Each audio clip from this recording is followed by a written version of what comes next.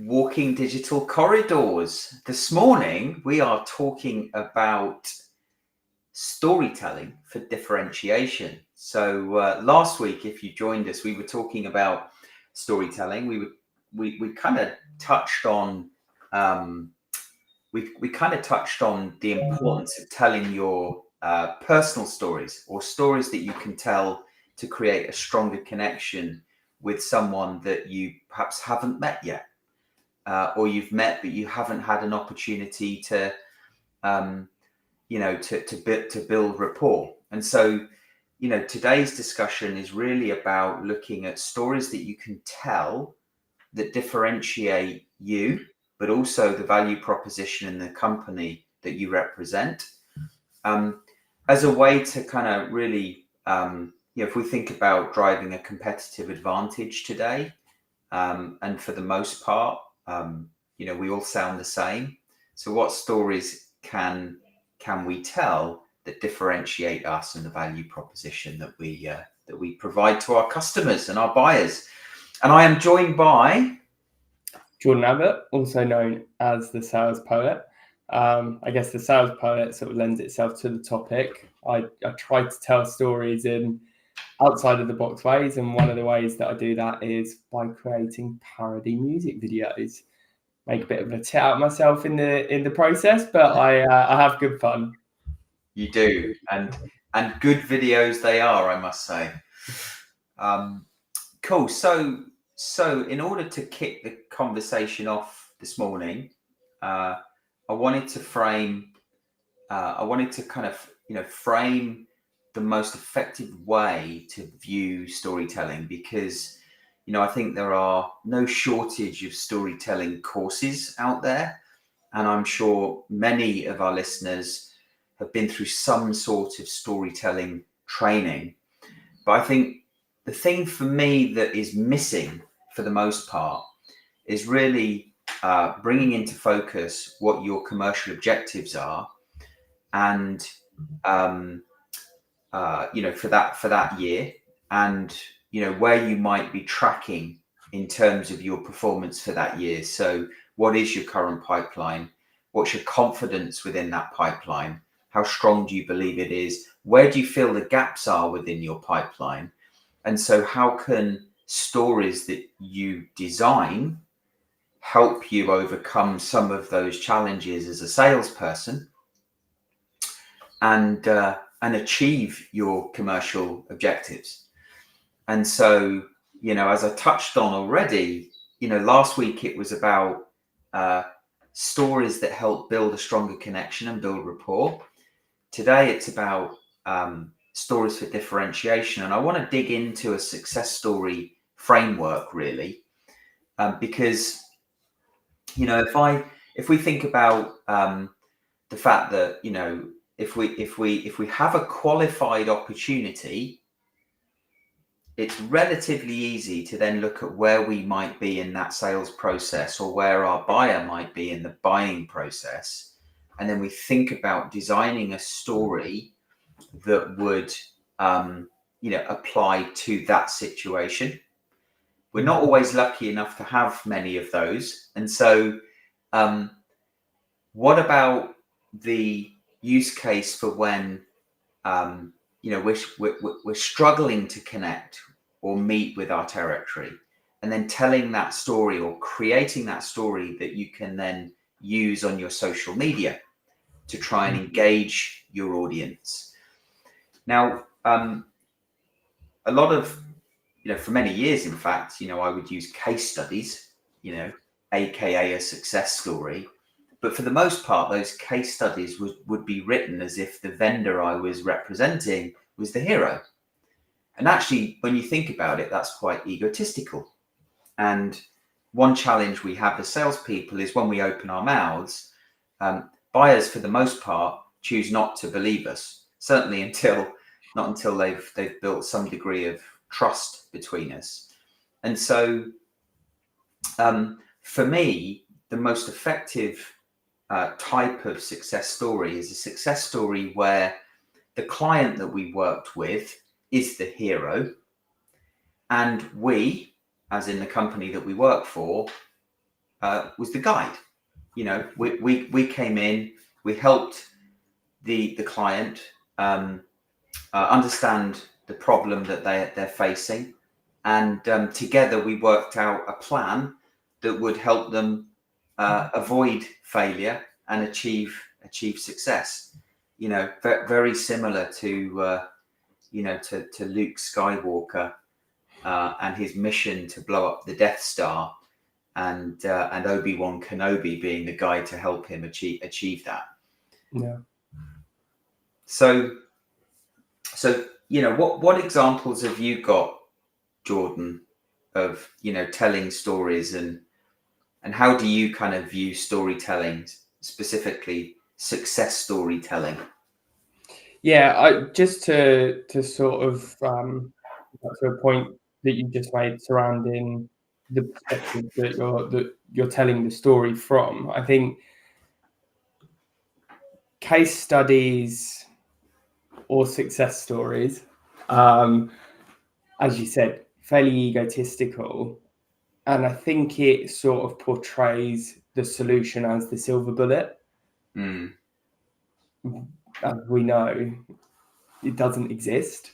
Yeah. There is a lot of work that needs to be done by the customer, by the client, to drive adoption and to really get the most out of the technology, the service, whatever it may be. So I think it's, you know, it's an opportunity to set the expectations early on that, okay, there is going to be stuff that needs to be done in your side.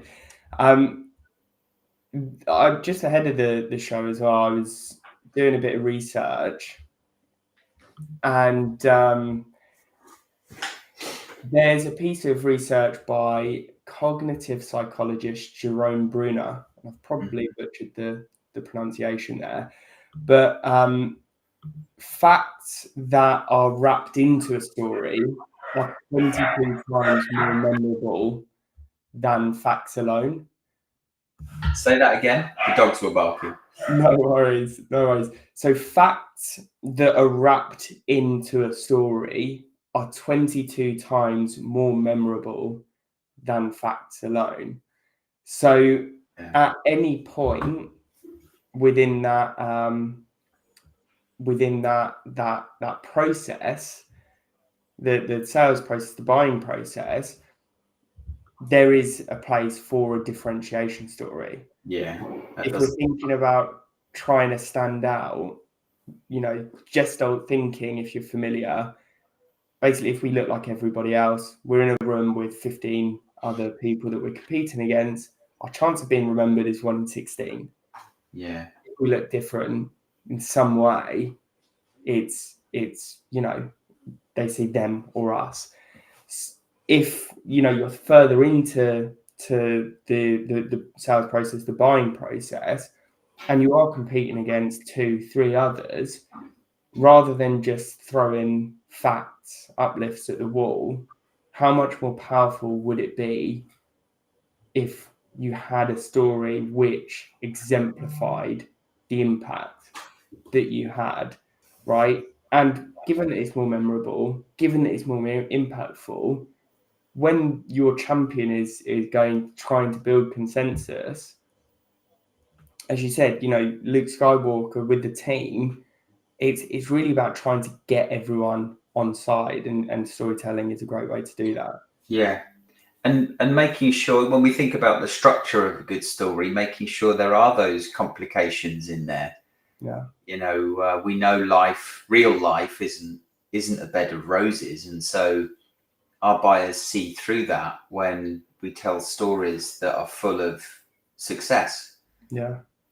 And you know, your point about being memorable, I think when there's complication and the story is unpredictable, it's more memorable because the recipient is listening more intently. Yeah. I love beat me to it. I love Mark's point. It's a really great point, because you have people that collect these various items that material item probably doesn't mean much in itself. It's about the story that it represents, right? Yeah, it really is. And how many times have we been in a conversation and with a potential customer, and it's easy to rattle off the facts. Yeah. In our case, the fact is almost the product. It's the bottle of whiskey. It's easy to rattle off the facts. If we think about Tech Lubiertz and the fact that I've been working with Tech now for 18 months, and he's had some amazing results. So increased territory penetration by 15 times, increased the number of meetings that he's generated by 36 times, increased the number of stakeholders by 6.4 times. These are all numbers, they're facts. When you actually talk about the fact that, Tech was feeling the pain after 5 months, having only scheduled one meeting between him and his SDR, and he was getting incredibly worried because people around him were being made redundant, and he'd not long moved to a new region with his girlfriend and his dog Atos, and the last thing he needed was to be made redundant when he was saving for a deposit on his dream home. He had to get a mortgage. You don't get a mortgage when you're made redundant. Yet 5 months after working together, he'd achieved all of those results, those facts that I mentioned. But the best thing about the story is the fact that, he enters a new year with 70% of his H1 pipeline committed. And the best thing, him and his girlfriend and his dog Atos moved into their dream home. Yeah. So, Mark, I'd love to hear some of those stories. No Yeah. doubt after you've cracked a bottle or two open.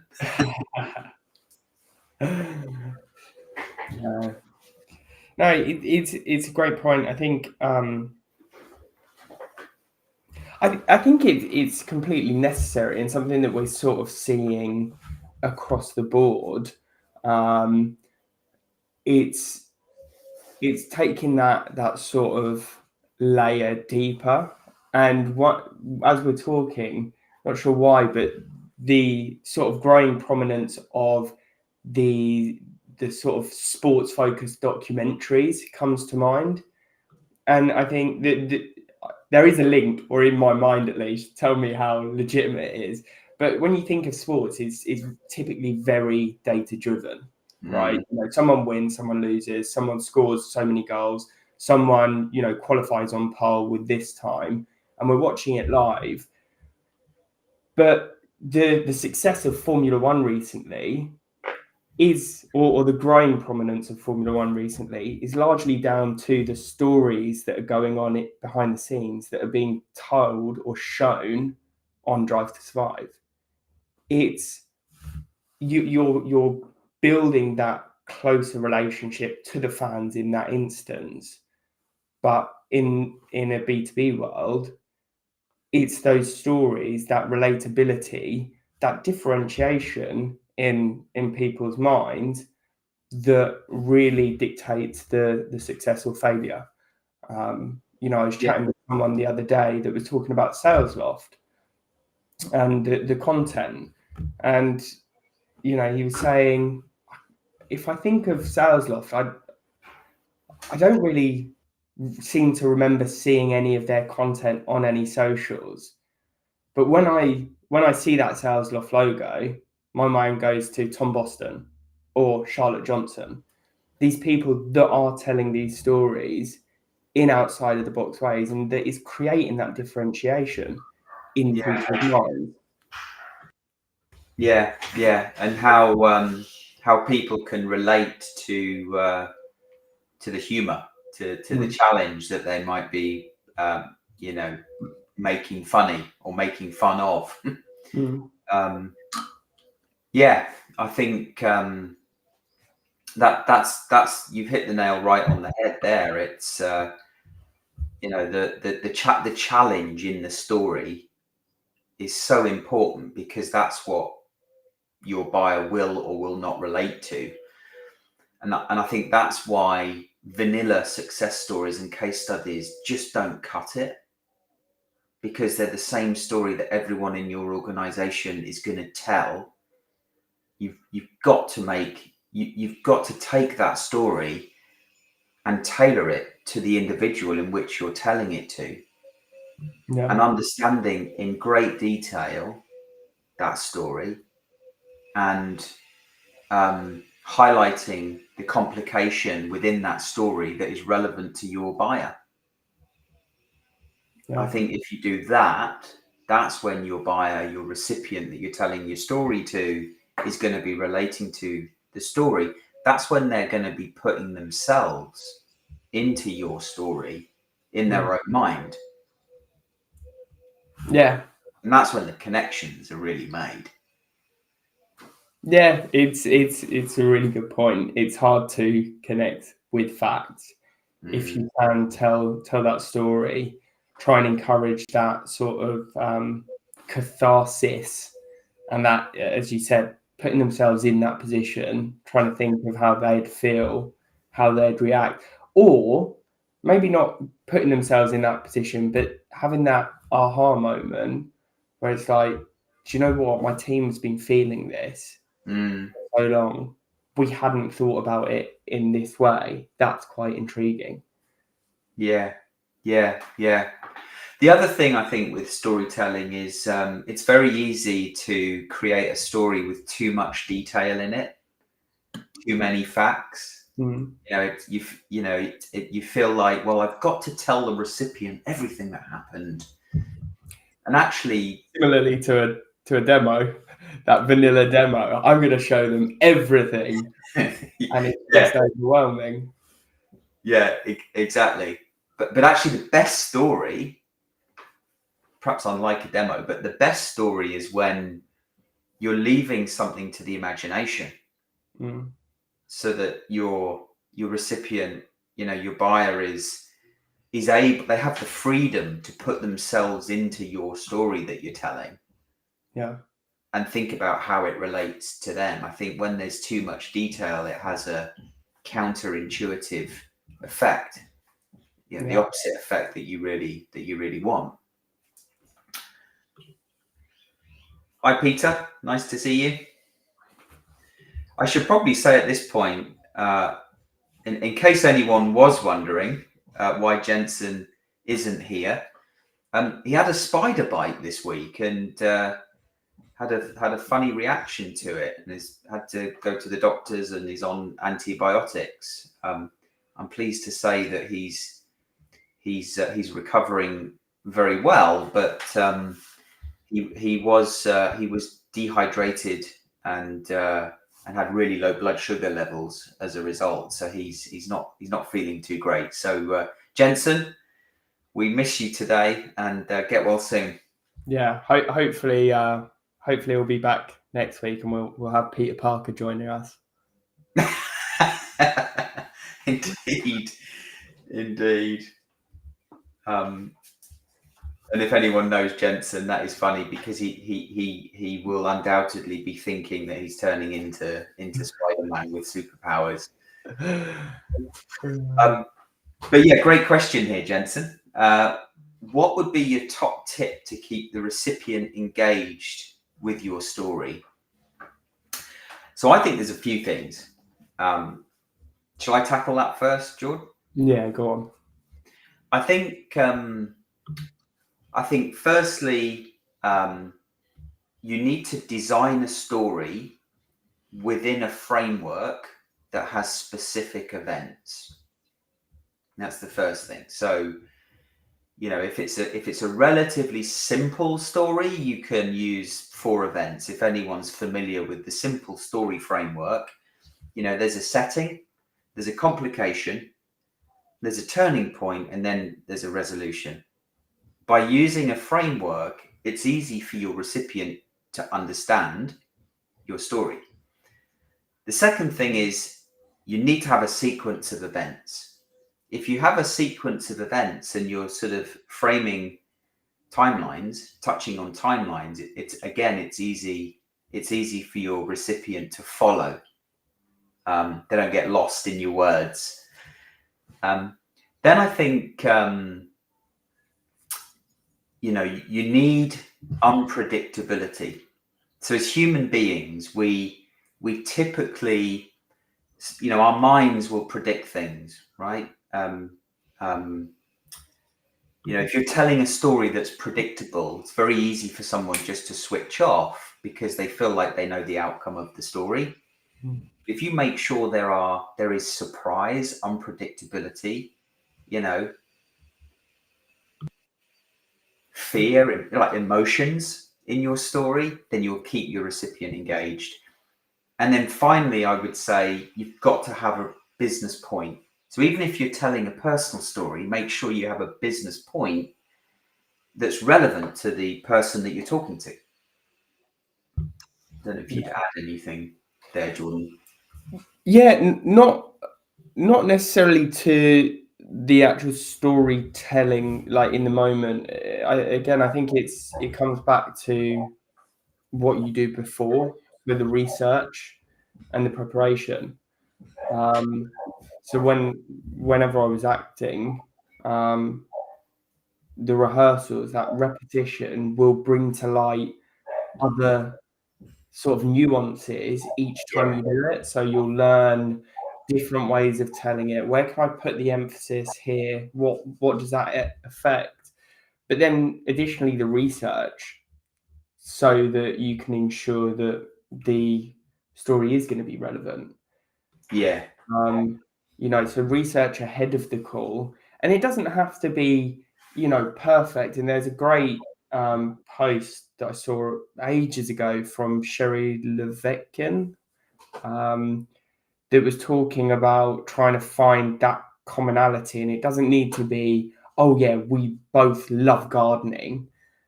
It could be, the prospect loves running. I may hate running, but where's that connection between what they love doing or what they're trying to achieve and what I'm trying to achieve? So in that running analogy, the prospect or the person that she was speaking to said, it feels like a moving meditation for me. And at that point, Sherry was like, well, I love yoga. That's my equivalent. That's my meditation. So it's trying to find that commonality where that will encourage the person to put themselves in those shoes without it being, completely prescriptive and, oh, I noticed you went to Starbucks at 9:32 on Thursday morning.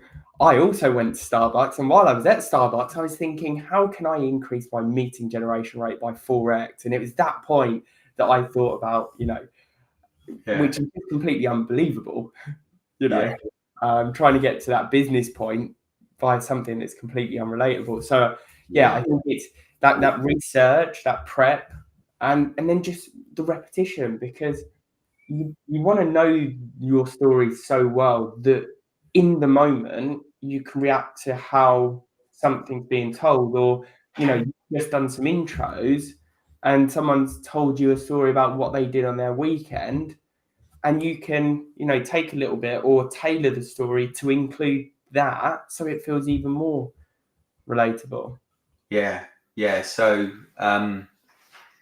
So just on that, let me add a point, because it's so important what you just said. The research for me is twofold. There's the research into the design of the story. So who am I going to interview? Preparing the list of questions, and have 10, 15 different questions that you can ask people involved in the story, if it's not a personal story, obviously, to understand every single angle, every single perspective in relation to that storyline. And then I think, making sure that you understand who the person is that you want to deliver the story to. And the more you know about them, the more you can tailor your story. And this doesn't have to be War and Peace. This could be just a 1 to 2 minute story that you tell in the moment. Yeah. It could be a blog post that you write, or an article that you write. It could be a video that you create, which, you know, together provides this, you know, this approach, this asynchronous approach that you can deploy depending on where your buyer, your customer is in the buying process. And then practice, right? You know, practice, practice, practice. So I don't know if you can read all of that, and perhaps you can tell me what the 12th man video is, Jordan. I don't recall that, but Jensen's saying, awesome tips. Following on from Jordan's point, let's say we have our story with a framework, but we struggle with the delivery. Would you slow it down and change tone? When I think about storytelling, I think of Jordan's 12th man video. Yeah. So yeah, tone, pace, they're all things that we can change. The what is it? The 7, 18, and 65% rule or something. I think it's shortened as the 7% rule. So when we communicate, only 7% of that communication exchange is via the words we actually say. Then there's a larger percentage that is the tone, the way we say it, and then an even larger percentage which is our body language, right? So they're all things that are going to influence how that story is received and the message that we're actually getting across. So they're all things that we can play with to change the impact.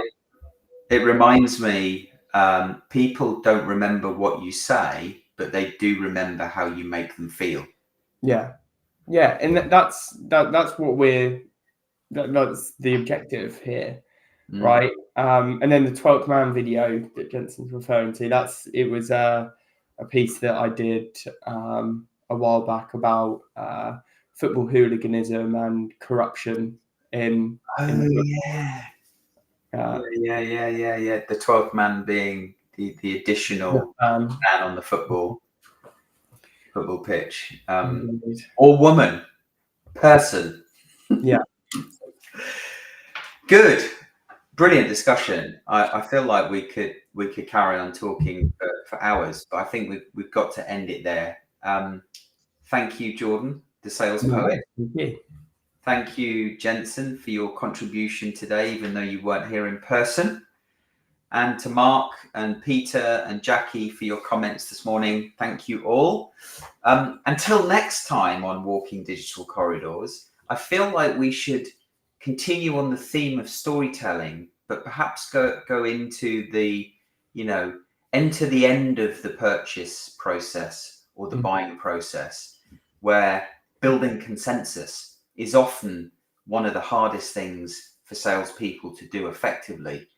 And so let's talk about storytelling through that lens.